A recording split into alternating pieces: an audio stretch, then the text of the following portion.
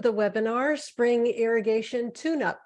I'm Lori Palmquist, and I'll be your presenter today. In case you don't already know me, I'm a landscape professional of 34 years, and I specialize in irrigation. I have several irrigation certifications and mostly design, consult, and teach irrigation. I also have an online irrigation school where I teach irrigation design to landscape professionals, and I also create landscape-related web applications.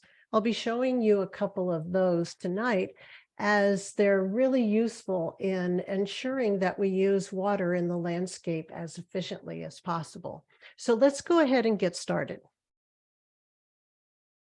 Here we go down here. This webinar is hosted by Zone 7 Water Agency in partnership with 4 other water districts.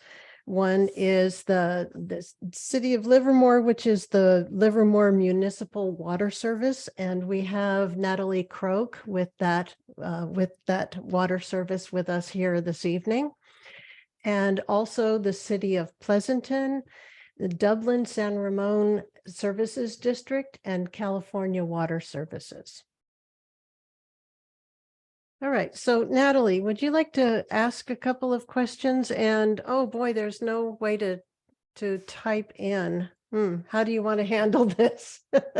Well, I think this would be a good time just to let people who joined the call a little bit later, let them know that unfortunately, we do not have the chat and the Q&A feature for this webinar today. So as we're going forward with this presentation, there'll be a couple of times when Lori will pause and ask for questions. So if you have a question, go ahead and raise your hand. And I'm going to be Lori's facilitator for tonight. So I will unmute you so you can ask your question. But unfortunately, I think we're going to have to skip the poll since we don't have the Q&A we usually have. Yeah, it sure looks like it. All right. Thanks, Natalie. All right, so let's go ahead and get started.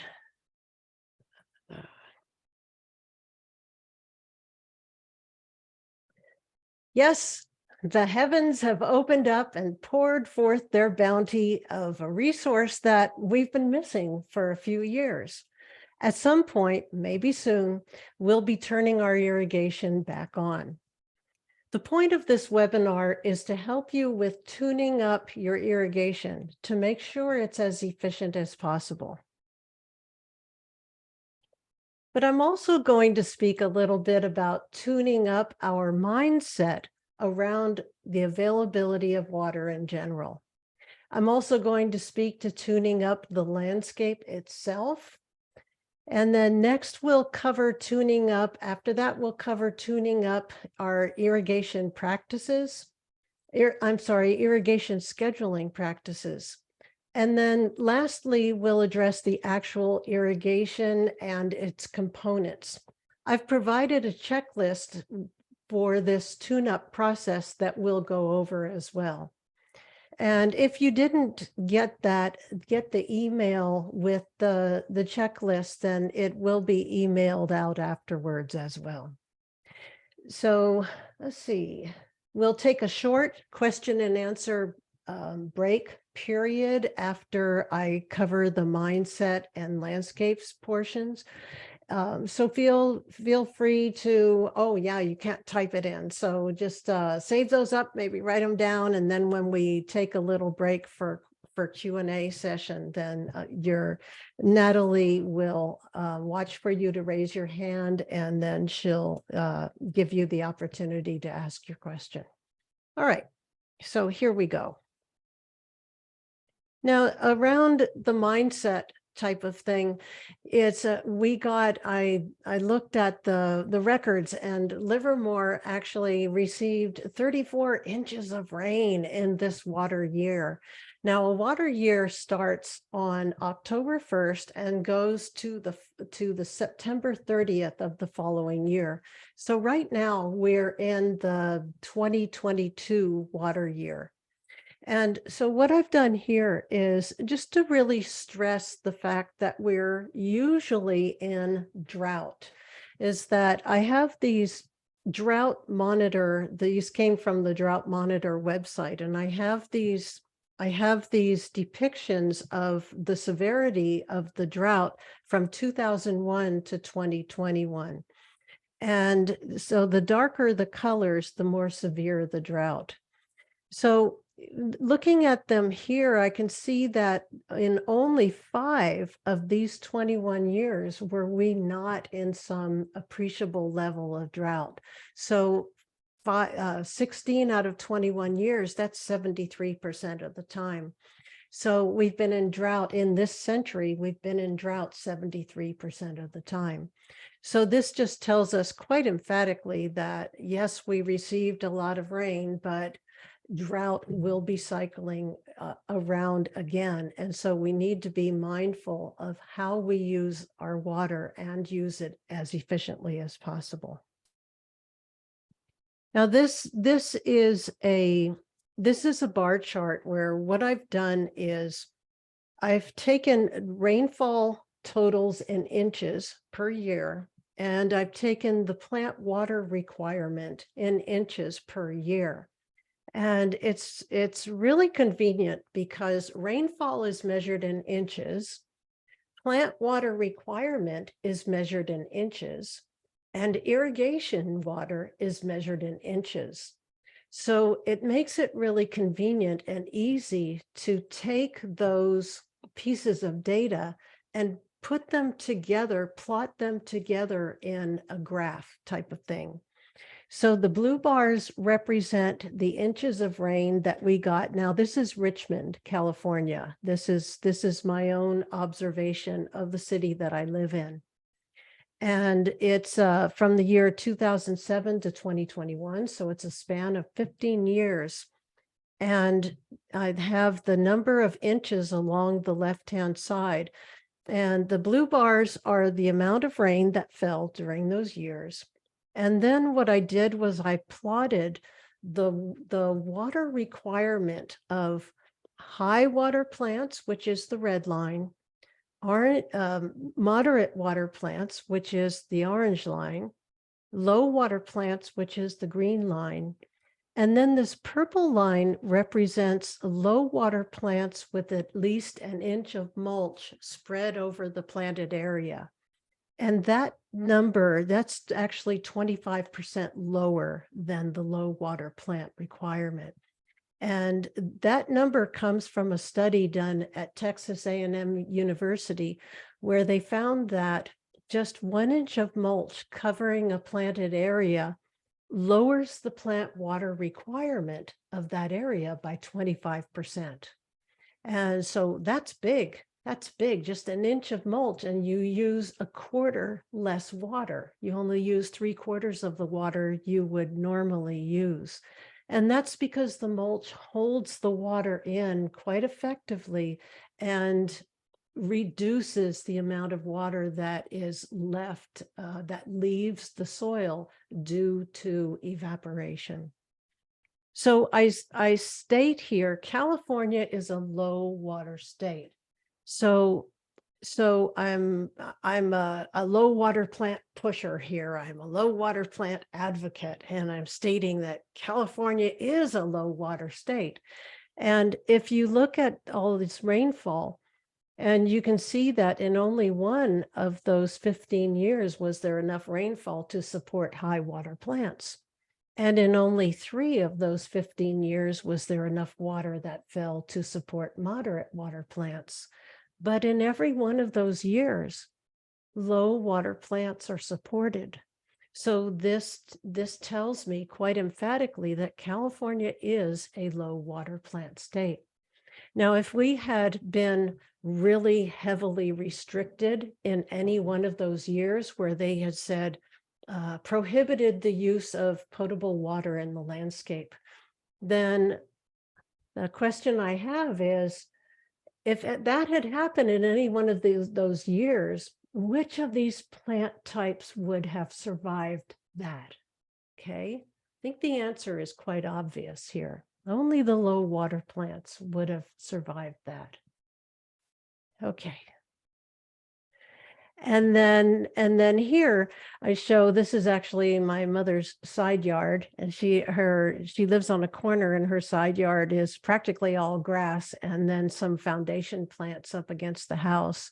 But we were going to, she ended up moving, but we were going to remove the lawn using one of the rebates, the lawn rebates, and put in low water plants. So that very action to remove a lawn and put in low water plants means that you would use 1/4 of the water that you would use for that lawn.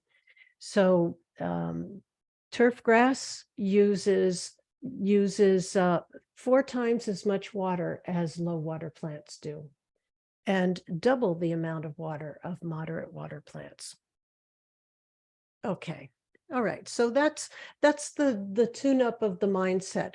Now we'll move on to tuning up the landscape so that the landscape itself is efficient and can receive this free water that falls from the sky, and also try to hold on to that water that has fallen. And the first thing is what I alluded to earlier, and that is mulch. Mulch, mulch, mulch.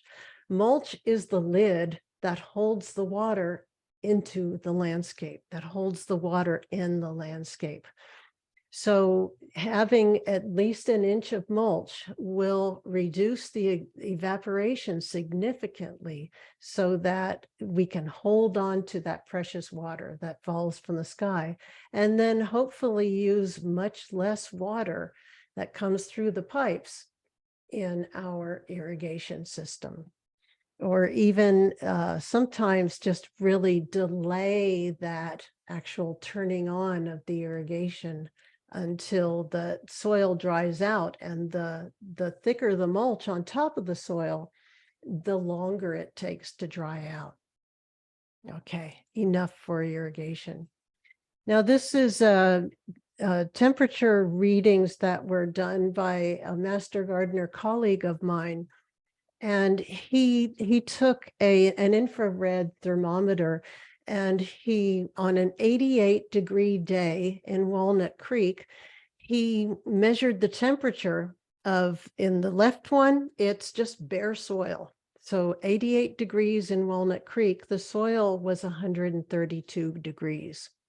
And then the middle frame shows he uses straw as a mulch because he has all edibles in his yard. So he uses straw as a mulch. And the temperature on top of the straw was 126 degrees on this 88-degree day. But then he moved the mulch away and measured the temperature of the soil underneath that mulch, and it was only 75 degrees on an 88-degree day. So that really shows us that not only does mulch hold water in really effectively, but it also modulates the temperature of the soil. Now, keep in mind, for this left one over here, keep in mind that the soil organisms, which are very important for the life of the plants, and also very important for us to thrive as well. The soil microorganisms would be killed at 140 degrees. So in the temperatures in the mid-90s with bare soil, we're talking organisms being killed off at that temperature. So it's a really, really good idea to get mulch on that landscape. All right, and when I talk about mulch on the landscape, I'm really talking about putting the mulch in direct contact with the soil. So no plastic in between, no weed cloth in between, just mulch and then soil. All right, and then you would put your drip components underneath the mulch, and I'll talk about that a little bit later. But I wanted to urge you, if you're considering putting down weed cloth, to really not do it, to opt against it, because the weed cloth really denies, over time, it silts up In the beginning, it allows air and water through to pass through in both directions, but then it silts up over time and becomes a very effective barrier that doesn't let the water through at all. And then weeds just grow in on top of it. So this is a yard that's behind us, and they staged it in this left one. They were selling the house and they staged it, and they laid down the cloth and put the drip lines on top. And a couple years later, the plants were doing so poorly that they ripped it all up, and this is what it looked like after a couple of years, dry, dead, cracked soil. And this is what it looked like the rainy season just before that year that they pulled it out. It was just so many weeds, and they had a heck of a time getting those weeds out of that weed cloth, because the seeds had blown in from the top, and then the seeds rooted through the fabric. And it's, when you have weed cloth and you have weeds grow on top, it's really hard to get those weeds out. Okay, so then another way to tune up your landscape is to clear grass from underneath the trees. Now, if you have trees in grass, and you'll see this at the arboretums and the botanical gardens, that they have the grass cleared underneath the tree. So, and you may have stopped watering your lawn perhaps, or had it replaced, but what you definitely want to do is try to get that grass out from underneath the canopy of the tree, so that it's not competing with grass for its water. And then if you did stop watering the lawn and the lawn has trees in it, then there is this contraption. They call it the tree ring irrigation contraption. And this is something that was dreamed up by the folks at the Horticultural Center over at UC Davis. And they just gathered all these parts together and said, hey, if you take these parts and you just wrap them around the tree, this can be life support for the trees if we stop watering the lawn that the trees are in. So this is a nice thing. And they have a whole web page that's dedicated to this. And they don't sell these parts. You just get these parts at a standard irrigation store. And the store should know what the parts are. Okay, and then the last thing to talk about in tuning up your landscape is it's springtime, and the soil is nice and soft and pliable from all that rain that we got. So this is a really good time to go out into the yard and contour the landscape a little here and there. Contour it in such a way that when that rain falls, or when it comes off of the roof, you can see in this photo, you can see a downspout here that's putting the water onto a dry riverbed here. So it's highly recommended to just go out there and make some dry riverbeds, or make a rain garden, or make some swales. Just contour the landscape in such a way that it will actually do some passive rainwater harvesting, where the water falls and it goes into the landscape and it just stays there. And then, of course, the mulch can hold it in for as long as possible as well. Okay, so if there are any questions, I'd be happy to take questions at this point. It's a good place to stop and do that. Natalie, do you see anybody with a raised hand for a question?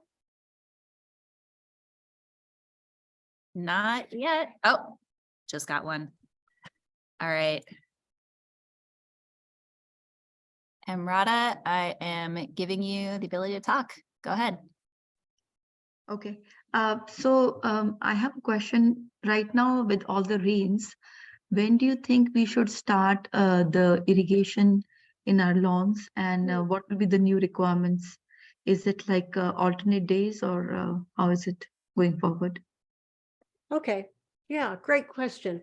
So a good way to know whether you should when to turn the irrigation back on for your lawn is to take a screwdriver, excuse me, take a screwdriver and go out and 1 second, please.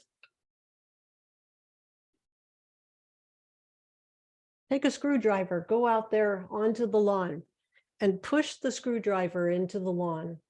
If you can push it in more than 3 inches, you don't need to water. Okay, this is a highly technical, this is highly technical advice. Push a screwdriver into your lawn. All right, so once you can't push it in easily, 3 inches deep, then go ahead and turn the irrigation back on. Now, how often you water and how long you water, those are pieces of data that I will cover a little bit later in this. Actually, it might be, yeah, actually at the slides that are coming up, I'll be talking about irrigation scheduling. So so that's that. Okay, is that good? Yes, thank you. You're welcome. Okay, we good, Natalie? I think we're good. All right, excellent. So I'll go ahead and move on. All right, tuning up our scheduling, our irrigation scheduling. Here we go. Now, here again is the good old bar chart with the rainfall amounts and the plant water requirements here. Now, this is for a slightly different purpose. And this is mainly, now this is not over years of time. This is the span of a year, January through December. The amount of historical rainfall that Livermore gets in each of these months. And then I've plotted the plant water requirement for each of those for high, moderate, low, and low with mulch on it. So the main reason I'm showing this in this way is to show you that the months of the year that we would commonly be needing to water these different kinds of plants. So if you have a lawn, then your irrigation you would run your irrigation most likely in, let's see. Oh, okay. So it rains and takes care of it. So you don't have to run your irrigation in November, December, January, February, and March. Okay. And then with moderate water use plants, you don't need the irrigation again for those same months, November, December, January, February, and March. Now, if you have low water plants, however, you don't have to water those plants October, November, December, January, February, March, April, and half of May. So in other words, this is why we push low water plants, low water plants, low water plants. It's like my mantra, and I practically hear it in my sleep. I'm saying it so often, is that we can go so far into the summer and possibly even the fall by catching that rainfall, catching it passively with the landscape, holding on to it as long as possible. And with low water plants, really leveraging the benefits of that rainfall for as long as possible. All right, so that's what this demonstrates, is that for moderate and high water plants, we have to turn the irrigation on a lot sooner. Now we're at, let's see, what are we at? April 12th today. So we can see that now we haven't had any appreciable rain in April so far, but if you don't have bare soil, you can most likely leverage that rain that fell in March and leverage to still have the benefits of that rain for another month, I would say. So you shouldn't have to turn on your irrigation until sometime in May. I'm pretty sure. Okay, so, and then also, like I said a little bit earlier, if you've got a lawn, now the lawn is the one that's going to dry out the quickest because it's the highest water need out there. So I would check that lawn. Check it like every other day from here on out, since we haven't had any rain in April. And go out there and put that screwdriver in the lawn, see if it goes in more than 3 inches. If it does, hold off on the irrigation. Okay. Now this illustrates common scheduling practices, and with this slide, I'm going to try to get you to tune up your scheduling practices, because the common practice out there that I see just about everywhere I go, unless they have a smart controller, and I'll talk about that in a little bit, is that people put in that in July, this is the hottest it's going to be, and it's the highest plant water requirement that we have is in July. So they schedule in that July schedule, and then they leave it through August, September, and all the way through October. That same hotter than Hades schedule that they put into the controller. But what's happening is in August, September, and October, the plant water requirement is actually going down and down and down, because the days are getting shorter. The sun is on a lower trajectory, so that evaporation that happens so readily in July is not happening so much in those other months. So then what this shows is that in those months, August, September, and October, the part of the bar chart, the red part that's above the blue, that's water waste, my friend.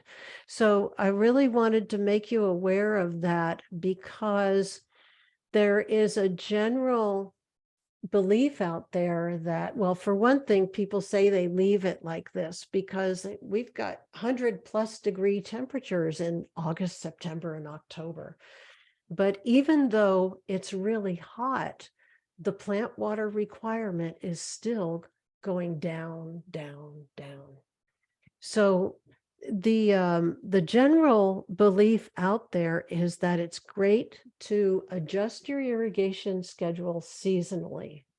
So what I'm here to ask you to do is adjust your irrigation schedule monthly instead of seasonally, not every 3 or 4 months, but every month.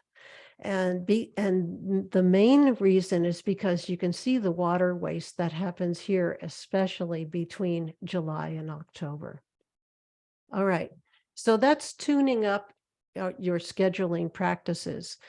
Now, this next one, this has, and let me go ahead and click it again. I've got a couple of things that are coming up here. You create with a standard irrigation scheduler, controller, sorry. Now I'm not talking about a smart controller, because smart controllers do this stuff automatically. You don't have to worry about it. But with a standard controller, most modern standard controllers have this feature that they call seasonal adjust. I wish they called it monthly adjust, but they call it seasonal adjust. So if your controller has that feature, then what you can do is you can put in that July schedule, which is the 100% water is in July. And then what you do is you go in and you can, for every month that, click this again, for every month that is not July, you put in the percentage. And then, for instance, this month it's April. And if your controller is on, if your soil has dried out enough to warrant running the irrigation and it's on, then what you would do in this case is you would enter 62%. And then what the controller does is it adjusts the runtime that you had programmed in for July. It adjusts it down 38%. It adjusts it down to 62%. So this is a nice way to manage the schedule according to historical temperatures. Okay. And like I said, smart controllers do this automatically. Now, you could either do that, you could use that scale as a guide that I had in the previous slide, or you could use a web application that will create the irrigation schedule for you. Now, this web application that's showing right here, this is a web application that I created, actually. And I created it for a water district in San Jose called Valley Water. They used to be, well, they're also known as Santa Clara Valley Water District. They contracted with us to create this irrigation scheduler that is online, and it's really easy to use. If we have time at the end, I'd like to go on there and just show you how easy it is to use, because you can create an irrigation schedule pretty quickly for your property with this, and it'll give you the schedule and you can just download it as a PDF and then have it. And then it saves your information too, and you don't even have to create an account. It's based on your address. So once you put your address details in there as to what your irrigation zones are, then it'll save that for you if you need to come back and get another schedule or change anything. Okay, so there's that. And then there's another free scheduling web application out there that I like to recommend to people that I've used quite a bit myself. Well, before the Valley Water Scheduler came out, I used to use this Hunter Runtime Calculator. So this one is a good one too, and it's very user-friendly, and it saves your information as well. All right, so then it's time to ask, is it time for a smart controller? Is it time for you to change out your standard controller to a smart controller? The water districts are literally paying us to use smart controllers.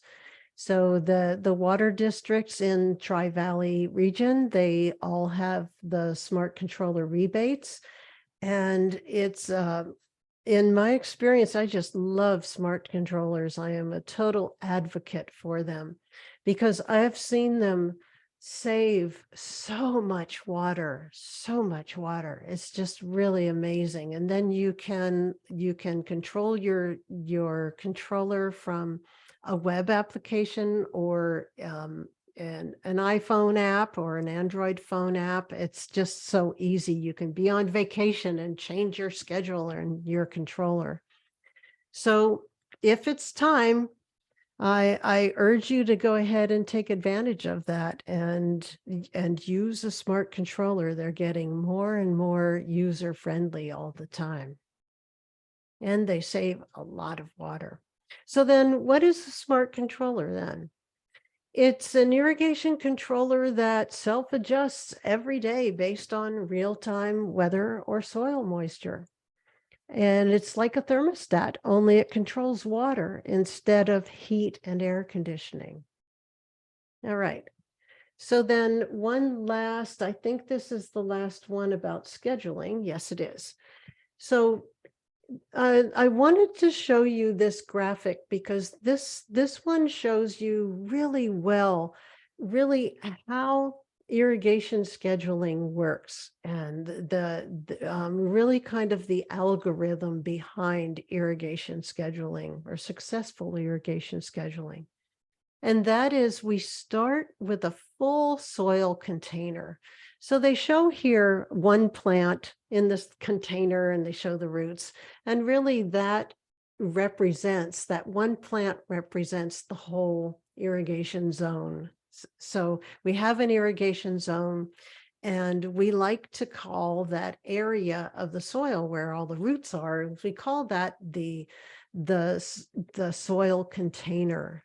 Okay, so that soil container fills up if we have rain or if we have an irrigation event that saturates the soil. So the way irrigation scheduling is supposed to work, and the way it works best, is that you let that soil container get completely full of water. So you let the landscape get completely saturated with water down to the deepest roots that are in that landscape. If you've got trees in there and their roots are 2 feet deep, then you let that landscape fill up either by rain or an irrigation event. You fill it completely and it is saturated. So then what happens is water leaves the soil in the days after it fills up and it's saturated. Water leaves the soil mostly through evaporation. The plants use the water a little bit, but mainly it's evaporation that is responsible for the water leaving the soil. So then we have the saturated state on day 1. The next day it's partly sunny, partly cloudy, and a little bit of the water leaves the soil. Then the next day it's really sunny and a lot more water leaves the soil. Well, the way we manage it is that when that soil container gets down to half full, we fill it back up. So on the 3rd day, it's down to half full, and the soil container is actually the depth of the roots. If the roots go down 2 feet, then we wait for the water to go down 1 foot. If the roots say that, and you always run it by the shallowest roots in the zone. So if you have ground covers and you have trees, then you're going to run it by the ground covers. And if the ground covers only have 4-inch roots, then when 2 inches of water leaves the soil, you fill it back up. 2 inches of water, fill it back up. Now, smart controllers know when 2 inches of water have left the soil. With us humans, we need to go out and test the soil, or you could use these web applications to tell you how often and when to water if you don't use a smart controller. But this is the general idea around how controllers work, and it's the best, I'll say again, algorithm for irrigation scheduling. Really just meaning the scheme. What scheme should you follow for irrigation scheduling? Okay, now we go on to the actual irrigation components themselves, the nuts and bolts of the irrigation system. So some useful tools to use to tune up your irrigation system for the spring, for the summer. We have a pressure gauge here. Excuse me. Pressure gauges are very useful for both firing up an irrigation system and just making sure that you have enough pressure. Excuse me. And this one shows a pressure gauge that is on a drip system. This little adapter or nipple over here that it's screwed into is a drip fitting. And these the pressure gauges you can get them at a professional irrigation store. They're only about $15 or $20. And then we have a pressure gauge here that is that we put on a sprinkler. And I have a sprinkler here that I'm going to be doing some stuff with in just a little bit and showing you guys. But so this pressure gauge can actually check the pressure in a sprinkler system. And these pressure gauges are really good for troubleshooting. Now, you may not, if you're a homeowner and you just really are not all that hands-on with your irrigation, that's fine. Then somebody else would probably come and do any kind of troubleshooting that needs to be done, and they'll usually have pressure gauges with them.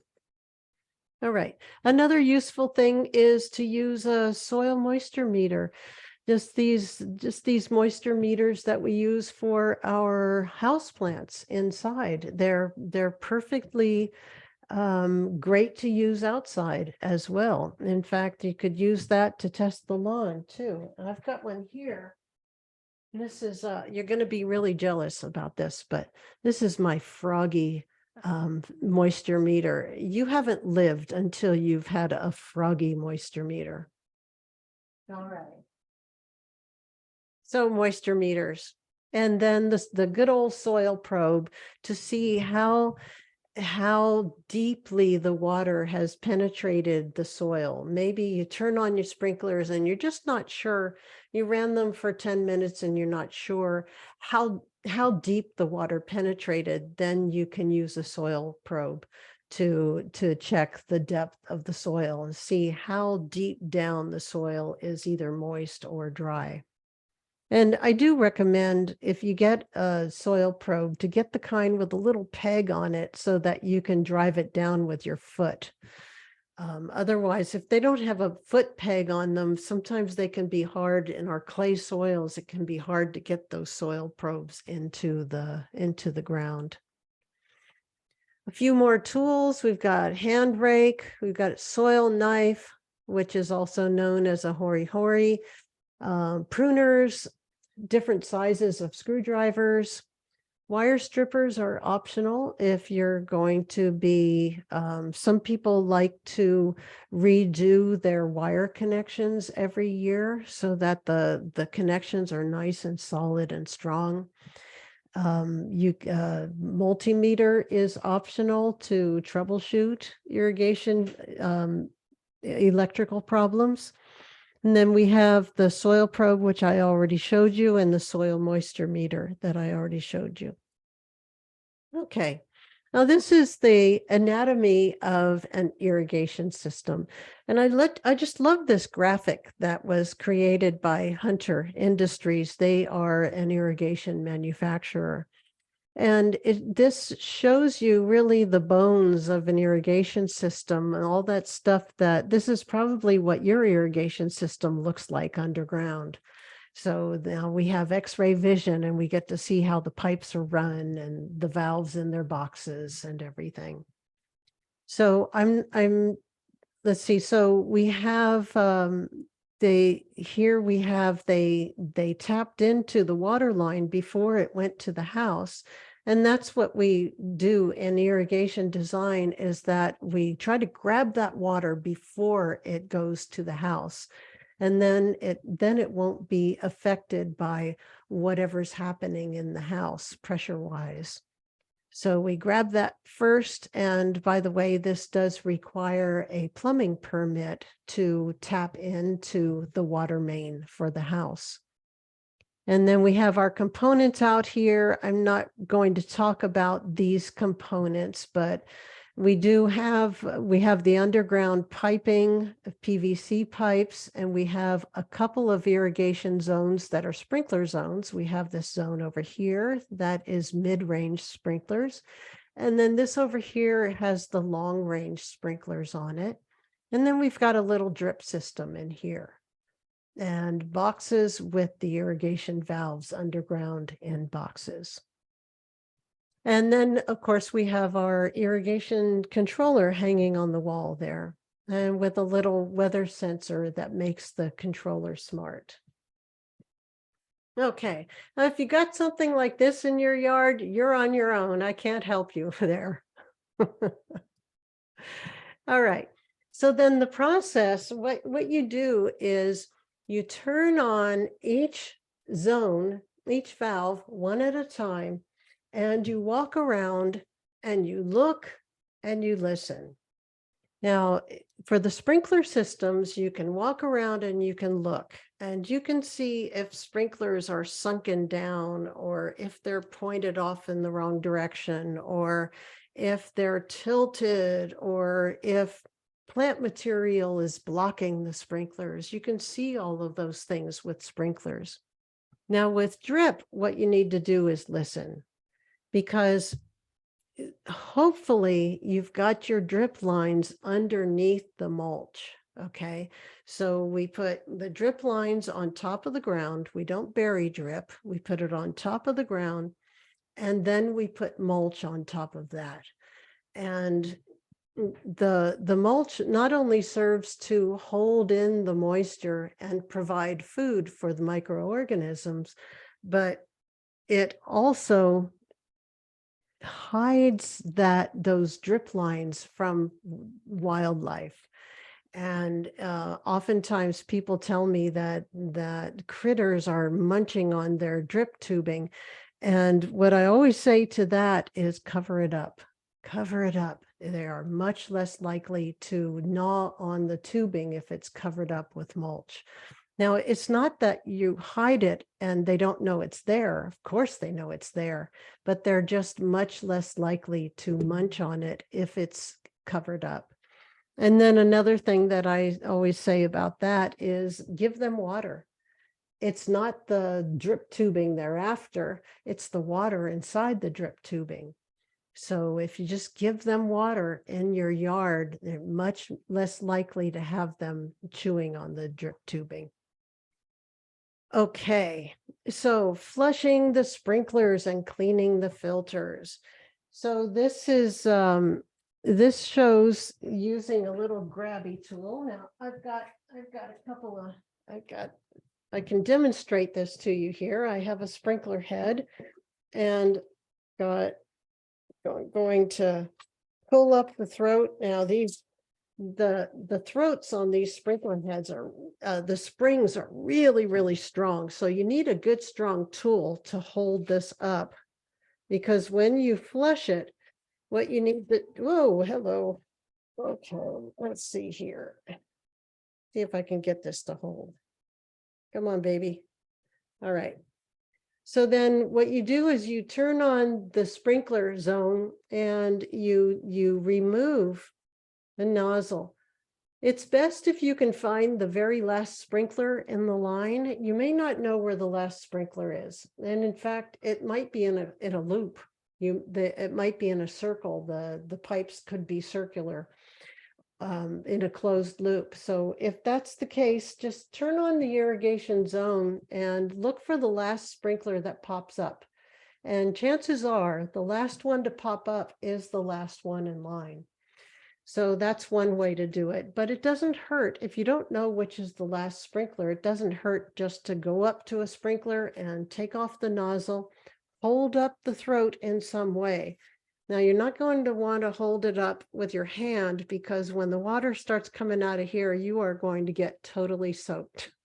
So maybe it's a hot day or whatever, and you can just go ahead and get soaked. But you also, these little grabby tools, this one is a Rainbird. You can get it at the professional irrigation store for just a few bucks. This will hold it up. And then, so then you run it until the water looks nice and clear. Then you turn it off. And take the nozzles and clean the filters. Some of these nozzles have the filters attached to them, so you just want to wash those off. And sometimes the filters are down inside the throat, and so you would pull it out and wash that off. Oftentimes there are little pieces of granules of sand and little tiny rocks or gravel that are clogging up the filter, or even like grass roots or something like that. Okay, so that's flushing sprinklers. Now you also want to flush. Ooh, that's loud. You also want to flush for your drip system. This is a filter and a pressure regulator, and you'll most likely find these right at the irrigation valve. So we do want to, now if there's a lever on this filter, like there's one on this one, I don't see these out there in the world a whole lot anymore, but sometimes they have just a cap on them. So you can flush this by just taking the cap off, or by turning this lever and then turning the valve on, and the water will flush out of here. And then what we do, especially at our spring startup, is we'll go ahead and take the filter out of this filter and take it out and wash it. You don't have to replace it, just clean it, that's all. And put it back in. And I recommend that you wash these filters at least a couple times a year. All right, so that's that. So then flushing also, we recommend very highly that you flush your drip systems as well. So we have the drip tubing, and actually what I'm going to do is show you a couple more slides. Let's see, what do I have here? 1 second.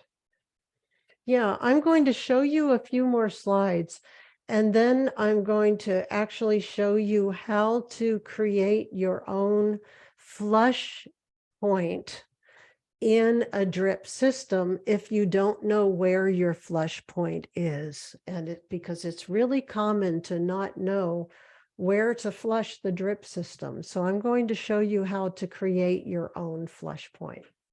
All right, but let me go through a couple more slides here first.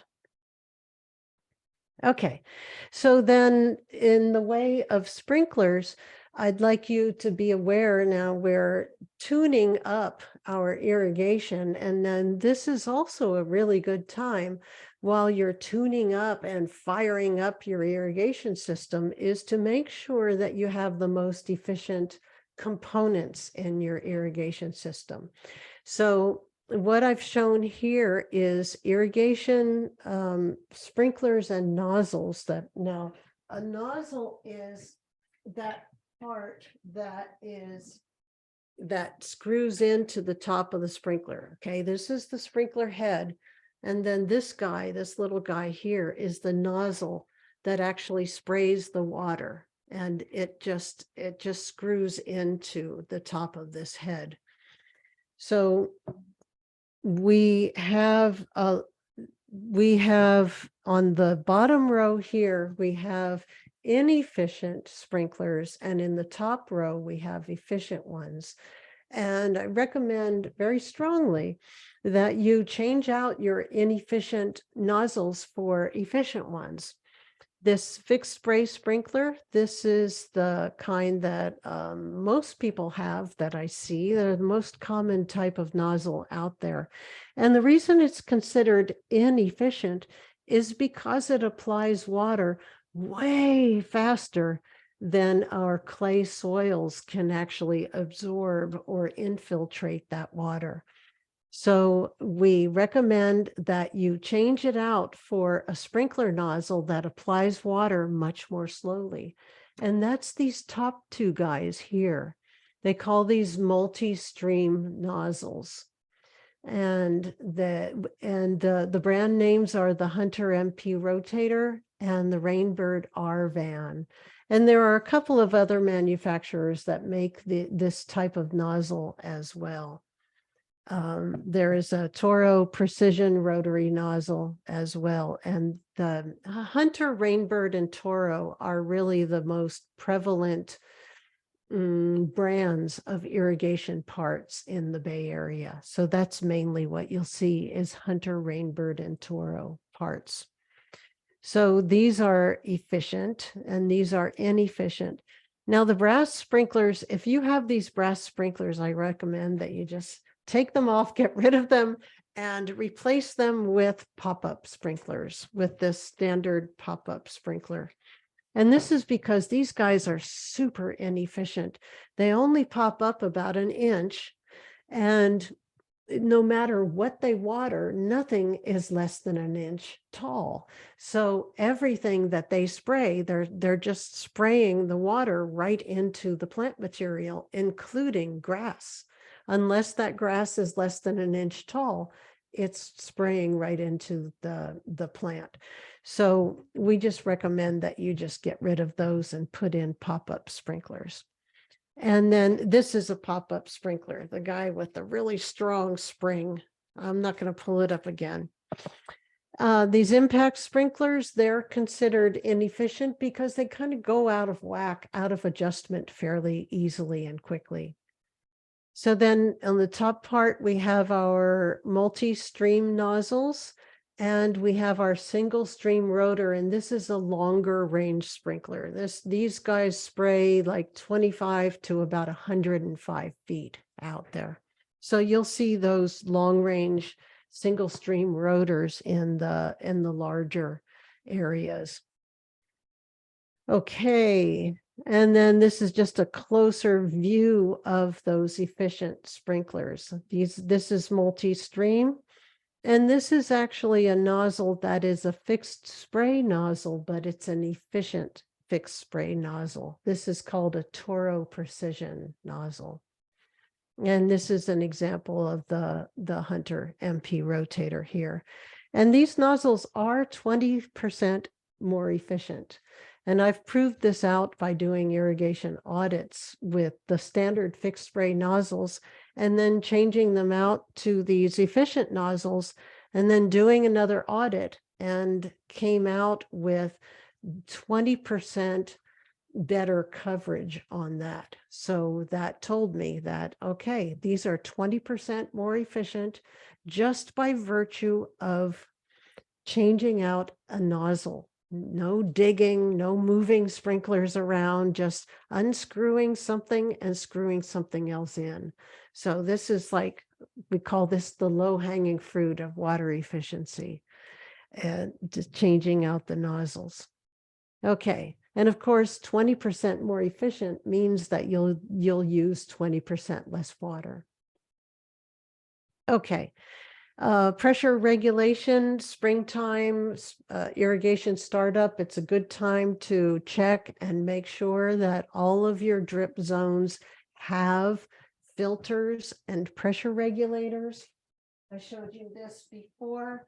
This, all drip systems must have a filter. This is absolutely required because those little tiny holes that the water comes out of, they really have to have the water filtered. And then the pressure regulator, if you've got low pressure to begin with, and I would say by low pressure, I would say under 50 PSI. If you have that kind of pressure, then you don't need a pressure regulator, but otherwise you do. You would have to put a pressure regulator, excuse me, on your drip system. Okay, so pressure regulation. All right, and then here are some examples of drip parts. We have a bunch of emitters here. We have some little spitty things. We have in the spaghetti tubing that has the emitters built into it. This is that little 1/4-inch tubing, I think. We have what we call button emitters here and emitters on stakes. This is a bubbler down here. And this is a retrofit kit. It looks like a sprinkler, but it's a way to convert sprinkler heads to drip. That's why we have something that looks like a sprinkler head, but there is drip coming out of the top of it. Okay, and then this is an example of one type of drip that we call point source drip. And that is where we run blank tubing. This black tubing is blank tubing. And those blue flags in this photo represent where the plants are going to get planted later. So they run the blank tubing all around and make sure that there is an emitter on either side of where that plant's going to get planted. Now, with this type of drip, you do need to grow the drip system as the plants grow. So adding emitters along this blank tubing as the plants grow so that you can coax the roots out further and further. And then also take care of those soil organisms that are in between these wet spots. Okay, so that's point source drip. And then we have these drip grids that we call line source drip. And here we show the valve and the filter and pressure regulator. And then we have PVC running to the actual drip lines themselves. And the emitters are built into the tubing on these.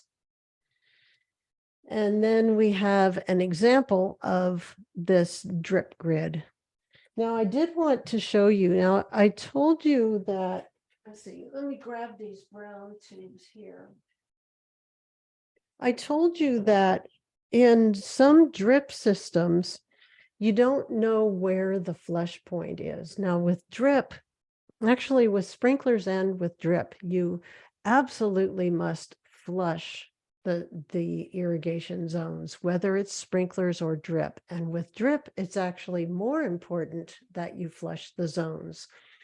So it's a lot of people have a drip system and they don't know where they can flush the zone because they have something like this here that you see in the photo and they're going, where do I flush that? I don't know. The person who installed this didn't show me any place that I could remove anything and turn it on and flush it out. So the way that you can do that, if you don't know where your flush point is that now just imagine that these tubes are together and they're not cut, but it's together and it's out in the landscape, and you just decide on a place where you want to create a flush point. All right, so I cut the tubing. Now I have these two pieces. So then what I'm going to do is I'm going to put in a T fitting, and that's what this guy is it's a T fitting. Ooh, and these are hard to get in. So I'm just going to put this in part of the way because this tubing is not going to, well, actually I can get them really far on. All right, so then what you do is you cut it, you put in a T, and then you take another piece of this tubing and you slide it on to the end of the T. And now you have this flush point. Okay, so now this is a place, now this is part of the drip system, these guys here, so it's not open anymore. This is where it's open. This is my flush point. So then what I would do is, let me get my cutters here. I'm going to cut this a little bit and make it shorter, just so it's a little easier to manage. So then this is my flush point. And what I can do is put on one of these, we call them figure eights, and you can put this guy on here, and then you just fold it over and now it's secured. So that now you've got a flush point. So anytime you need to flush your drip system, you can just come here, slide it off, open it up, turn on the zone, and let the water run until it's clear to flush out any debris that might be in the system. So this is how you can create a flush point where there isn't one. Now, it's the same thing if you have the black tubing.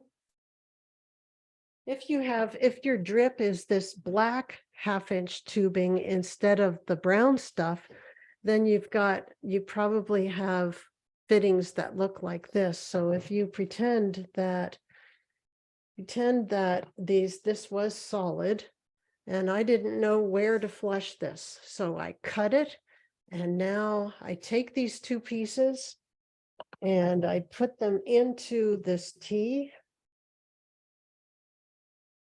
Come on, guy. This is a little harder to get on. Okay, I've got one end in, put the other end in.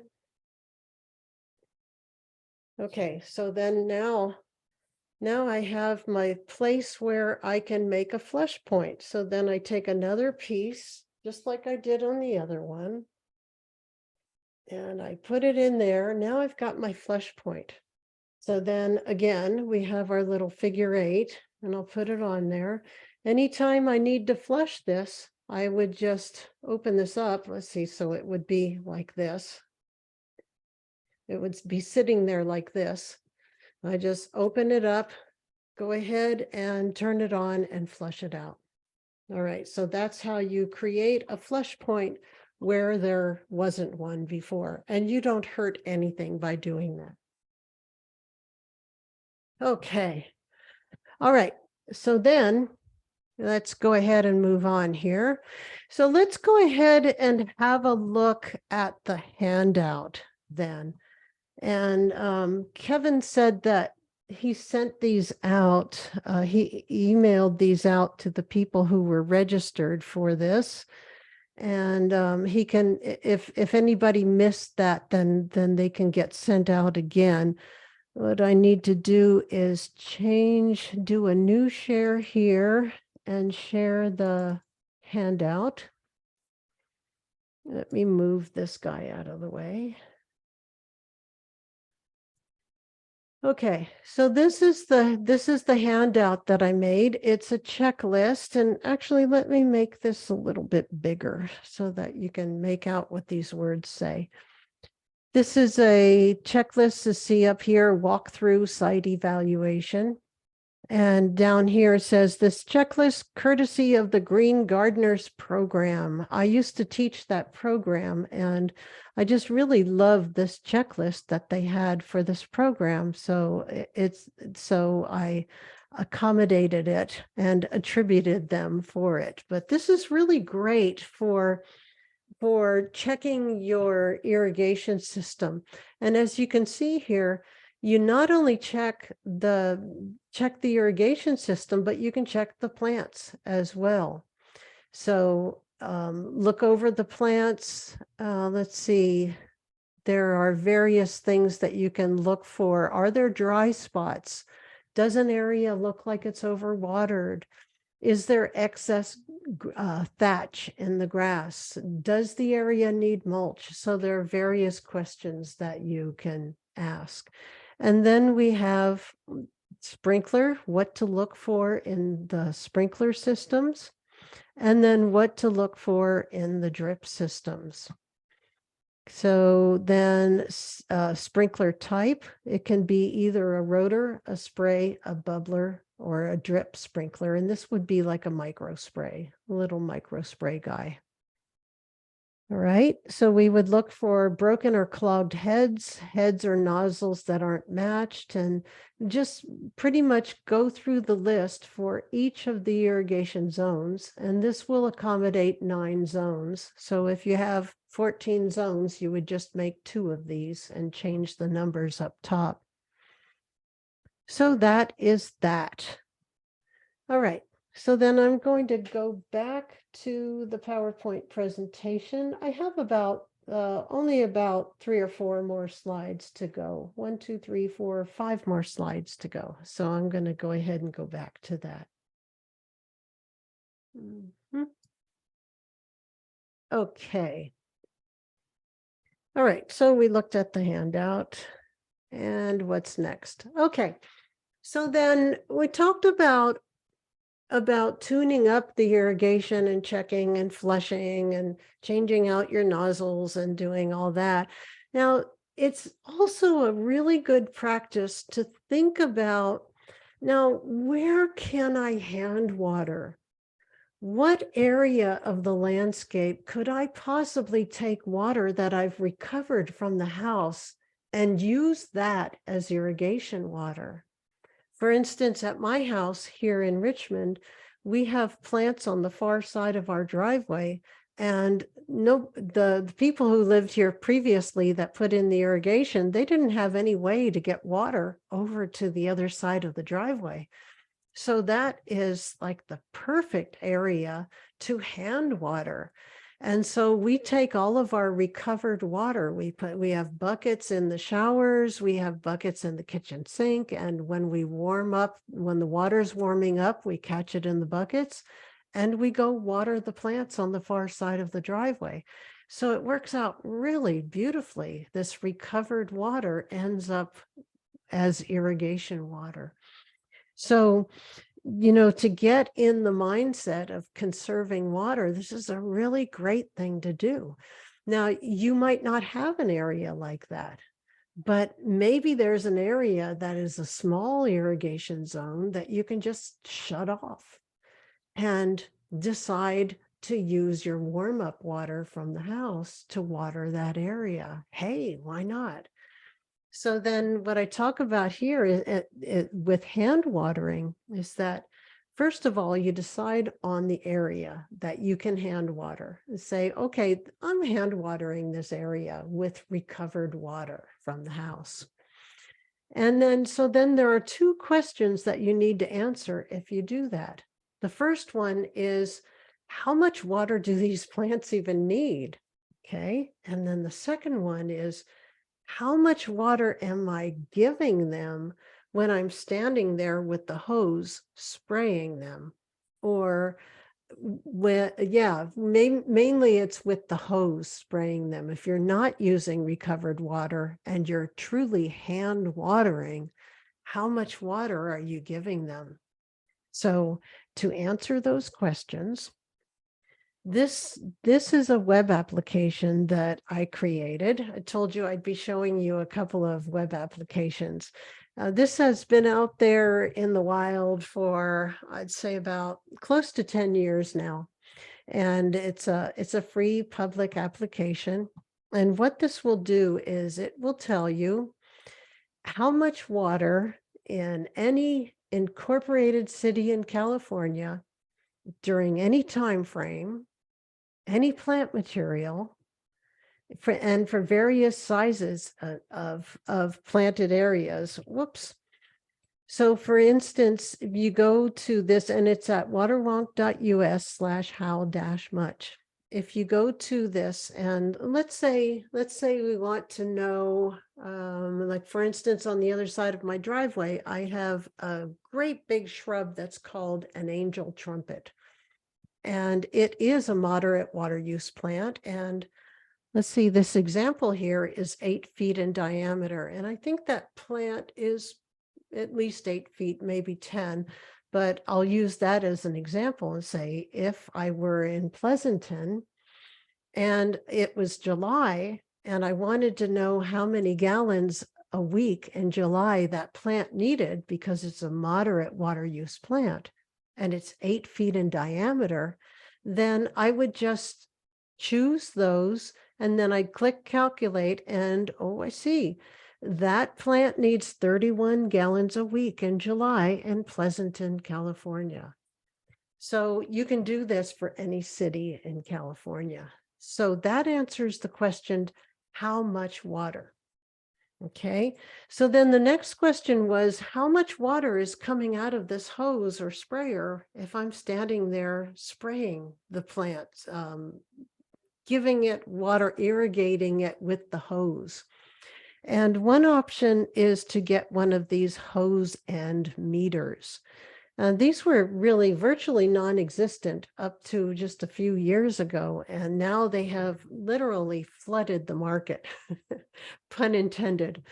That they're all over the place, and all over the place in pricing also, anywhere from $11 to $300. And actually, since I made this slide, I saw one for over $400.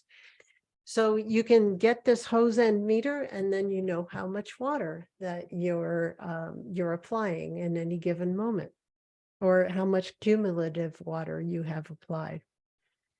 Now, in the absence of having a hose end meter, what you could do is you could take one of these 5-gallon buckets. And by the way, these buckets that we call 5-gallon buckets are not 5 gallons, they're 6.2 gallons. So I don't recommend using the bucket to measure the amount of water because it's not a 5-gallon bucket, and 6.2 is hard to divvy up. So what you do is you flow the water into the bucket with that nozzle for 30 seconds. And then you stop and you measure the amount of water. And like I said, don't measure it with the bucket. Just pour it into something that you know has reliable measurements on it. Then you multiply by 2.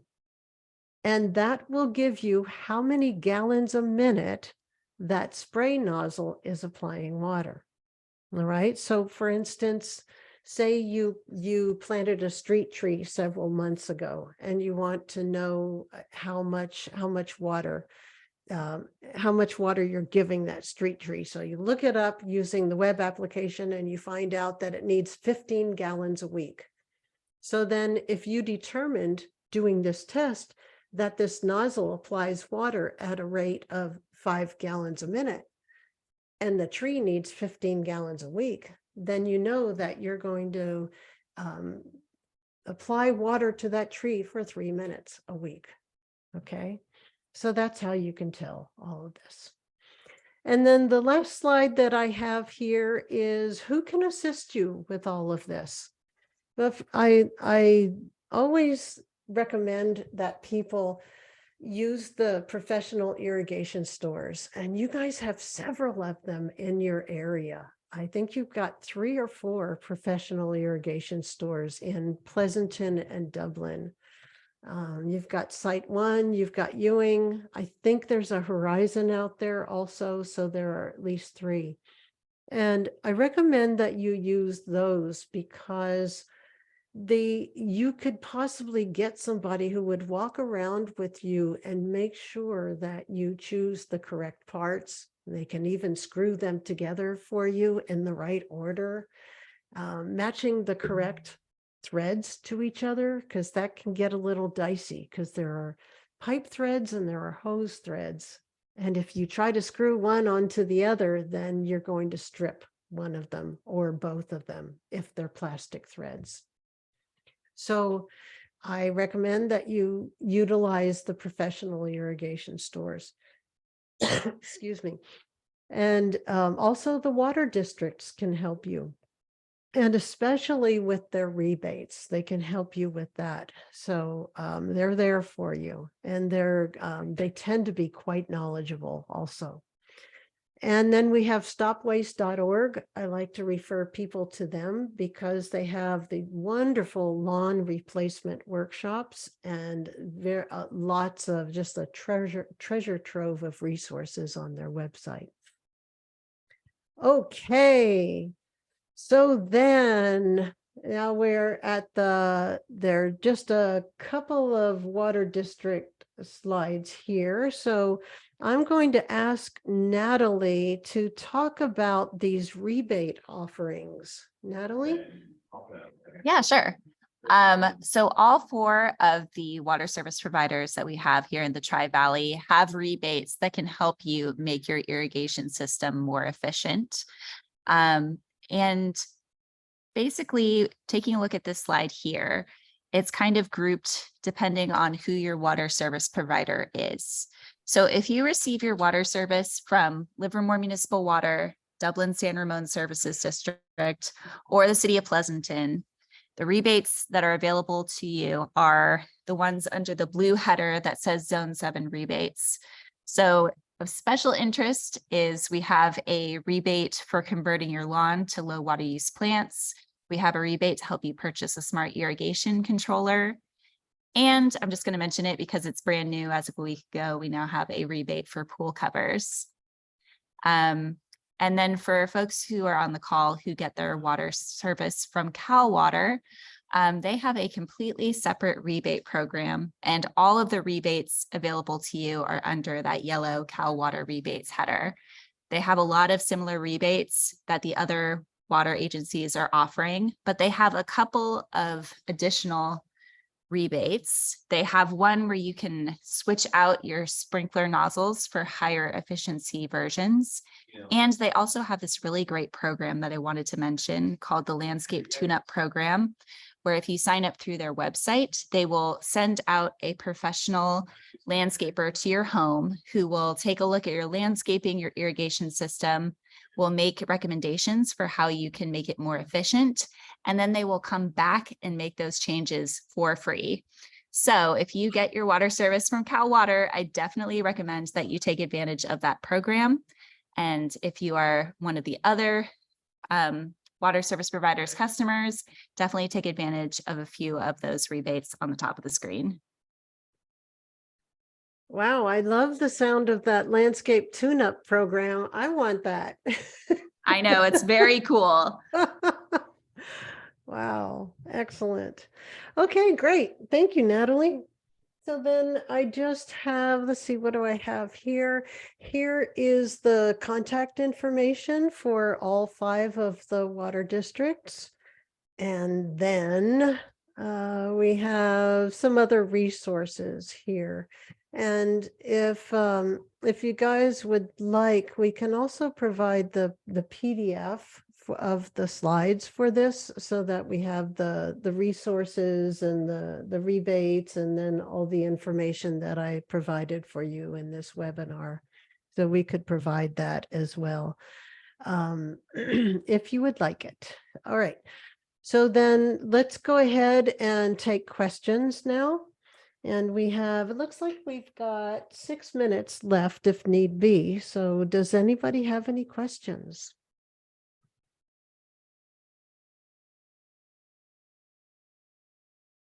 Do.